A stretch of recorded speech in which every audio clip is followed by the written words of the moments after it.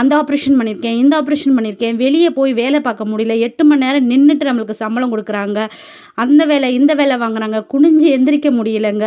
நீங்கள் உங்கள்கிட்ட கிளாஸ் கற்றுக்கிட்டு இன்றைக்கி நான் 4 பேர்த்துக்கு 4 பொருள் கொடுத்து கையில் ஒரு ரொட்டேஷனுக்காவது பணம் கிடைக்குதுங்க அப்படின்னு ரொம்ப தேங்க் பண்ணி சொல்கிறவங்க நிறைய பேர்.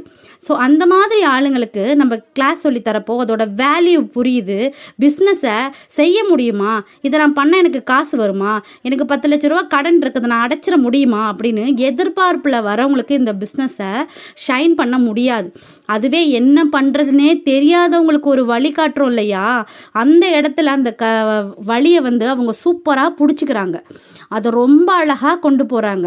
ஒரு 5-6 வாட்டி டவுட்டு கேட்பாங்க, 6வது வாட்டி அவங்களே கிளியர் பண்ணிக்குவாங்க, 7வது வாட்டி அவங்களே சூப்பராக பண்ண ஆரம்பிச்சிடுறாங்க. ஒரு பொருள் கற்றுக்கிறேன்னு சொல்லிட்டு சோப் மேக்கின்ட்டு வருவாங்க, என்ன வழினே தெரியாமல் பிதுங்கினவங்க வரப்ப நம்ம நல்லா சொல்லி கொடுத்துட்டோன்னு வச்சுக்கோங்களேன், அது அவங்க பசுமரத்தாணி மாதிரி பதிய வச்சுட்டு தொடர்ந்து அதையே